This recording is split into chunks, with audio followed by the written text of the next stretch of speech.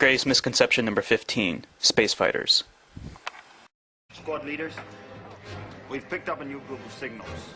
Enemy fighters coming your way. My scope's negative. I don't see anything. Pick up your visuals, counting. Here they come.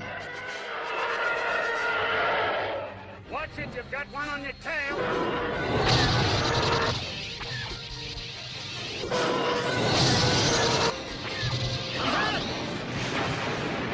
Often in science fiction, space fighters are used as powerful weapons of war in futuristic space battles, even being capable of destroying massive battleship-sized spaceships many times larger than they are. While they are a staple feature in science fiction, do they have a place in reality?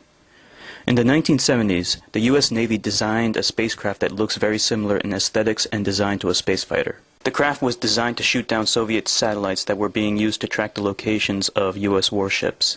The spacecraft would be launched into orbit by a Poseidon missile from a ballistic missile submarine and would be piloted by a single astronaut. The astronaut would be wearing a spacesuit the entire time and rely on it for oxygen and pressurization. The ship had an open cockpit when in outer space, and the astronaut would literally have to stick his head outside the craft in order to pilot the thing. But let's say in the deep future, when we have constructed massive battleship-sized space warships, would space fighters have a place in warfare like they do in the skies of today? The answer is probably not, and for a variety of reasons. For one thing, in the future, lasers will become more powerful and more effective weapons of war. This is even more true in space, where there is no atmospheric medium to attenuate the beam. So in space, lasers will be even more effective than they are here on Earth. No matter how fast your ship is, a laser will always be faster because it moves at the speed of light. So things like speed and agility are less important than armor and firepower in a space battle. For that matter, will space fighters even be faster in the first place? In space, speed is all relative. It's not the same like it is here on Earth. So speed isn't all that relevant. Rather, concepts like acceleration and delta V are more important. But the way to get more delta V isn't to have a light ship, it's to have a big fuel tank. And the way to get high acceleration is to have a powerful engine, which is probably going to be very large. The space fighter isn't like an airplane here on Earth. It can't actually do anything the bigger ship can't already do.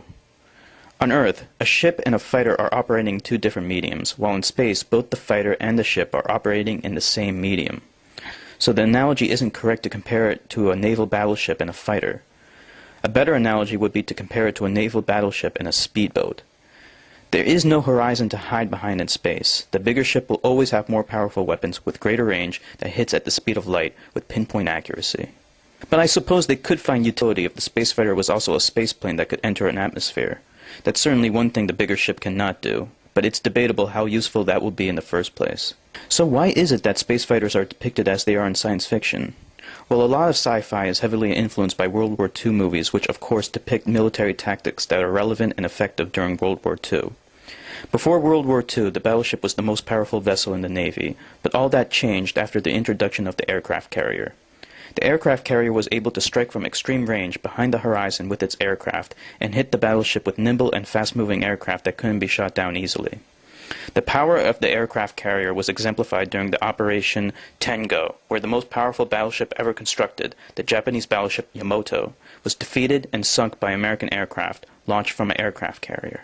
However, it is no more relevant to apply these tactics to space warfare any more than it is to apply infantry fighting tactics to dogfighting. When it comes to space warfare, it will be its own unique thing, unlike anything seen before in the history of warfare. That is, assuming our species ever lives long enough to see it. So now you know better, and that was Enigma Hood's Greatest Misconceptions.